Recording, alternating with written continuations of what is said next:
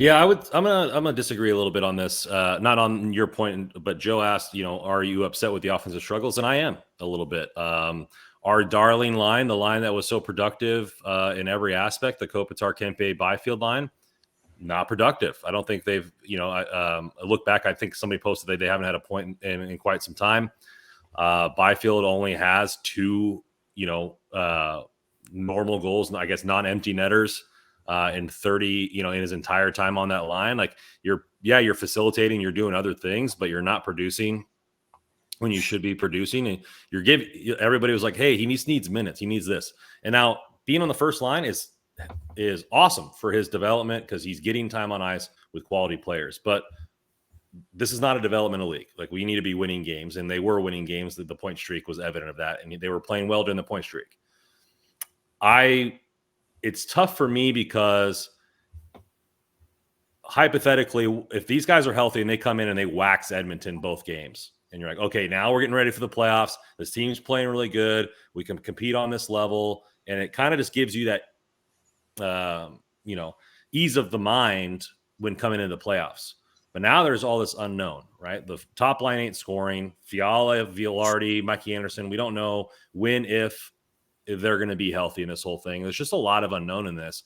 And then you hope that your top line carries the team through all this turmoil, and they haven't these past two games.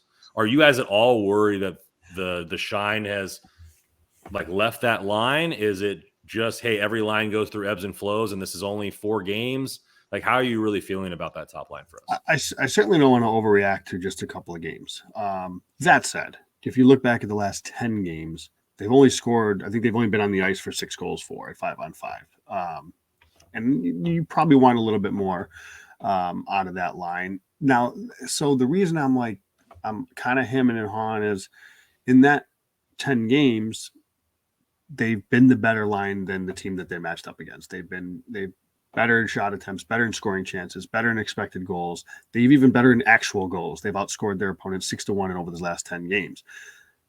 You look at the last 5, it's a lot worse though. Okay. And I acknowledge that. It's just the problem is you're missing 2 key players in their offense.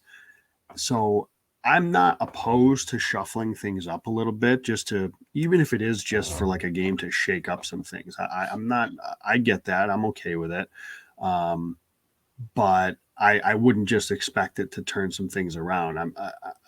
It's too small. Just these last few games, I'm not going to go crazy over 4 or 5 games. Yeah, I'm not. It's this thing. It's I've seen a lot of the, I guess, vitriol toward Byfield the last few games, and I get it. I mean, you have a player on the first line, and he should be expected to score.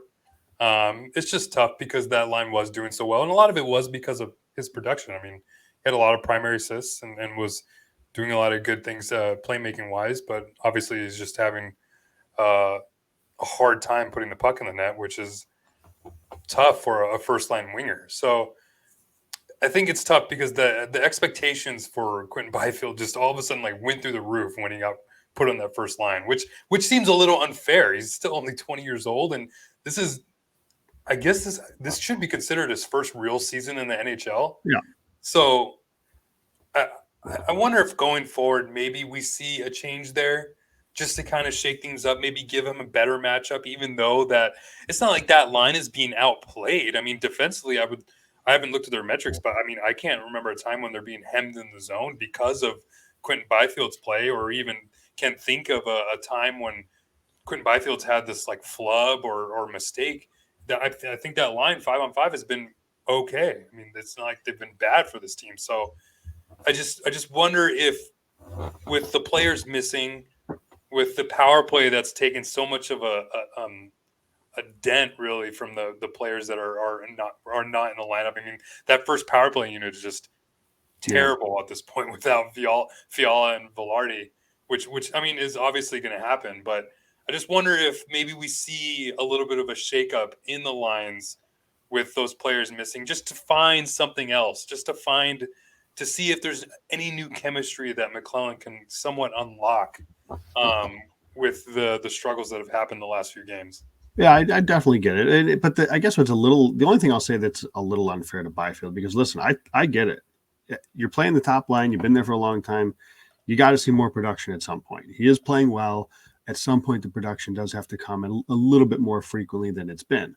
I'm not losing sleep over it, because he's a young player, and I'm just not worried about it. He showed more good than he has bad this season, so I'm okay with it right now. But it's not like he's not the only one in that line that's not scoring.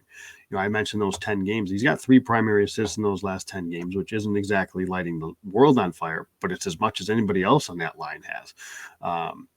I think Kempe might have 4 points, but Kopitar's got 3. It's not as if anybody else is doing much. So he's catching a lot of heat. Some of it is, I guess, sort of fair, but some of it's kind of not. When there's plenty of other guys right now that are not chipping in. So it's just a rough stretch. Never ends at DraftKings Sportsbook, especially this summer. With tons of ways to bet on your favorite sports, you can fuel your fandom and feel the heat this season like never before. Plus, now DraftKings Sportsbook is giving new customers a risk-free bet up to $1,000. That's right. Make your first bet up to $1,000, and if it doesn't win, get another shot to cash in. You can throw it down on all major action for baseball, golf, MMA, and more. Plus, same-game parlays, spreads, money lines, over-unders, props. Your betting options feel endless. Do you want to bet on who wins the Masters, as well as maybe the Dodgers and a Kings win this whole week? You can do just that. Best of all, DraftKings is safe, secure, reliable. You can deposit and withdraw your cash whenever you want. Download DraftKings Sportsbook app now. Use promo code THPN. Make your first deposit and get a risk-free bet up to $1,000. That's promo code THPN only at DraftKings Sportsbook. Minimum age and eligibility restrictions may apply. See show notes for details.